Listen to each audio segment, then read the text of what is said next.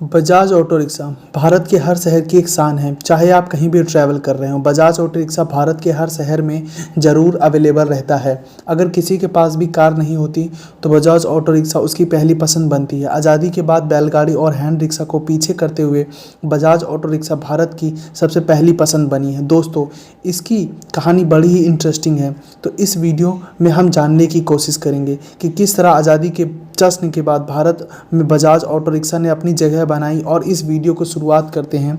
इस कहानी की शुरुआत होती है आज़ादी के बाद 1947 में, जब भारत ने हर तरफ इकोनॉमी और इंस्टीट्यूट ऑफ लिविंग को बढ़ाने के बारे में बात हो रही थी। हर जगह भारत अपनी फ्रीडम को खोज रहा था और उसी समय भारत ने अपने पहले फर्स्ट ईयर 5 प्लान की ब्लूप्रिंट तैयार कर रहा था। एक मेंबर ऑफ पार्लियामेंट ने संसद में आवाज़ उठाई कि भारत में हैंड रिक्शा पुलिंग बंद होनी चाहिए, क्योंकि यह पूरी तरह से इनह्यूमन प्रोसेस है। मतलब एक अमानवीय तरीका है।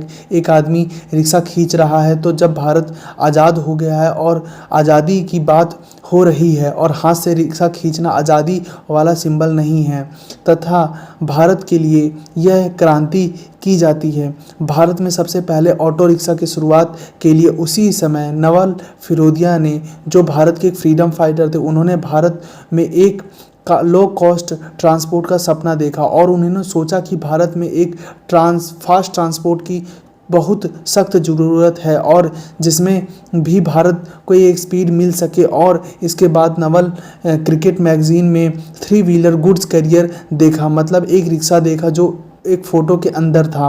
उनको समझ में आया कि हम भारत में इसे इम्प्लीमेंट कर सकते हैं। और दोस्तों, भारत में जो आज ऑटो रिक्शा की शुरुआत हुई है वो पूरी तरह से कॉपी इटली से।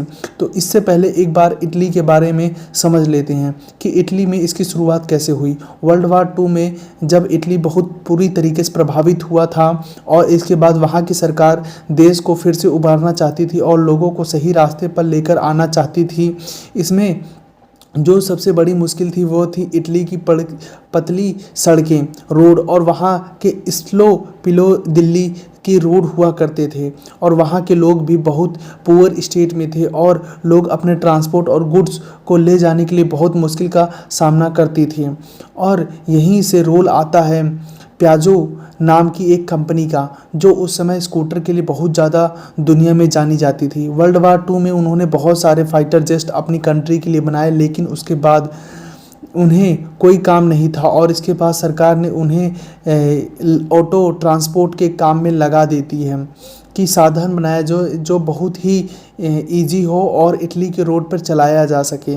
और इसके बाद इस कंपनी ने बहुत इनोवेटिव काम किया। उन्होंने वेस्पो स्कूटर को एक बुलक कार्ट से जोड़ दिया और उसे एक ऑटो रिक्शा जैसा शेप ले लेती है, जिसके बाद यह काफ़ी ज़्यादा पूरे इटली की सड़कों पर पॉपुलर हुआ और यह ट्रांसपोर्ट होता है। और यह भारत में तो मैगजीन में ऑटो रिक्शा में देखने पर नवल फिरोदिया ने इसको इटली से स्कूटर और 3 व्हीलर मंगवाया। इसके बाद उन्होंने यहाँ पर इसको समझना चालू किया कि किस तरीके से इंडियन रूट के अकॉर्डिंग हम ऑटो रिक्शा चला सकते हैं। और यह पूरा प्लान उन्होंने मोरारजी देसाई को सबमिट किया कि हम कुछ ऐसा इंडिया में इंट्रोड्यूस कर सकते हैं। मोरारजी देसाई की तरफ से पूरी तरह से हरी झंडी मिलने के बाद इन्होंने अपने टेक्निकल्स को बेहतर हुआ तो हम यह इंडिया में इम्प्लीमेंट कर सकते हैं। इसके बाद नवल फिरोदिया ने जय हिंद इंडस्ट्रीज़ की शुरुआत की, जिसका नाम बाद में बदलकर बजाज ऑटो के नाम पर रख दिया जाता है। और इन दोनों का प्लान था कि वो बजाज को जिस तरह फ़ोटो में देखा है वैसा ही इंडिया में रिप्लिकेट किया जा सके। ऑटो रिक्शा 1948 तक भारत में पहला ऑटो रिक्शा बनकर तैयार हो गया और यह शुरुआत में हर महीने 1000 ऑटो रिक्शे बनाने का सफ़र से अप्रूवल मिला और 1962 आते आते 6000 ऑटो रिक्शा हर महीना भारत में बनने लगी और 1971 आते आते भारत में 40,000 ऑटो रिक्शा हर महीना बनना शुरू हो चुका था। बजाज ऑटो ने ऑटो रिक्शा को पूरी तरह से ब्लैक और येलो कलर करके एक नई पहचान दिया और उसके बाद उन्हें आइडेंटिफाई किया। इंडिया में जिस तरीके से मार्केट है वैसा ही मार्केट हमारे नेबर कंट्रीज़ में भी है, और वहाँ पे भी इसका एक ही हिट हुआ और इसके बाद बजाज ऑटो ने इंडिया के बाहर इसका ट्रांसपोर्ट करना शुरू कर दिया, जैसे Nigeria, Bangladesh, Australia, Sudan, Bahrain, Hong Kong, Yemen और जैसे कंट्रीज़ में इसको एक्सपोर्ट किया जाने लगा, क्योंकि वो सारी कंट्रीज़ में सेम सिचुएशन का सामना कर रही थी जैसा भारत 1977 में कर रहा था। 1977 आते आते बजाज ऑटो ने हर महीने 1 लाख ऑटो रिक्शा बनाना शुरू कर दिया। भारत की 3 बड़ी प्रॉब्लम सॉल्व कर रहा था। भारत में सिर्फ ट्रांसपोर्ट दे रहा था, मतलब कि लोगों को एक जगह से दूसरी जगह सही तरीके से ट्रांसपोर्टेशन किया जा सके।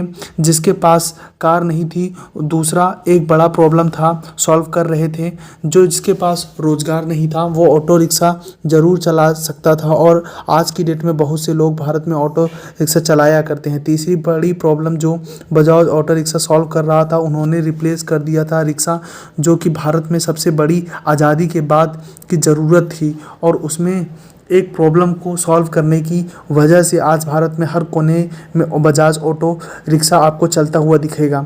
आपको ये वीडियो कैसी लगी? अच्छी लगी तो लाइक और सब्सक्राइब करें।